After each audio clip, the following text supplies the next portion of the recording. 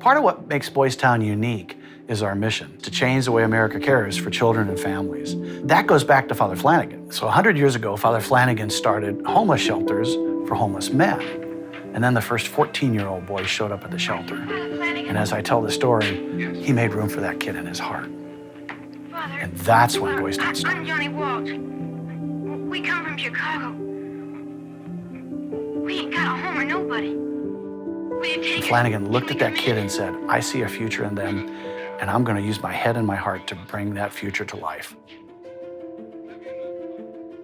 Everybody thinks 100 years ago, well, kids just wandered the streets. Well, that wasn't true at all.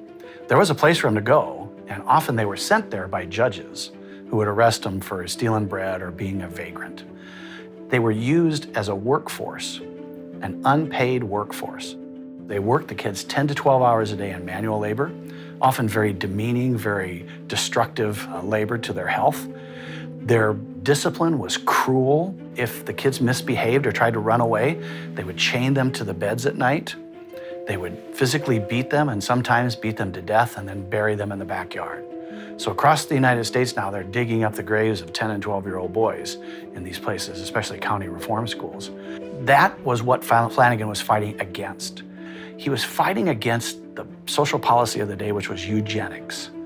Eugenics was started in Southern universities. It was very popular in the press in the United States. So most major newspapers were eugenics newspapers, teaching that there is a group of people who aren't worthy of help.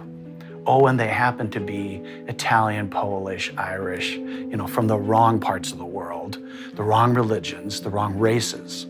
And he thought that was just ridiculous. So when Father Flanigan came forward in 1917 saying this theory is a false concept, it just rocked the academic world, and many people said Father Flanigan was incorrect. So he said, I'm going to create a program for those boys that nobody wants to work with.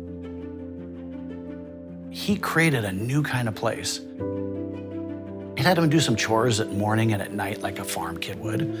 But during the day, they went to school. They had music, they had drama, they had arts, they had sports, they had religion. And he got the word out. And his word was really simple. There are no bad boys.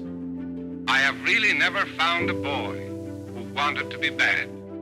There's bad environment, bad training, bad example. And then he proved it because he put a new environment around these kids and they behaved differently. Father Flanigan's position was, no, there's nothing wrong with them. There's something wrong with the events of their life. And what we need to fix is not them, we need to fix those events. Let's imagine that you're in a rush to get to work and you're late. You come up to a busy intersection, there's one car there. And the light turns green, but the car doesn't budge. Just sits there. And the woman that's in the front seat, she's not even looking out the window. So she doesn't know the light's green, then it turns yellow and red. I'd be fuming. You might be too, because we're in a hurry. Then the light turns green again. The car is still stationary. She still doesn't know the light is green. And now maybe you get out of your car to see what's going on. You walk up there.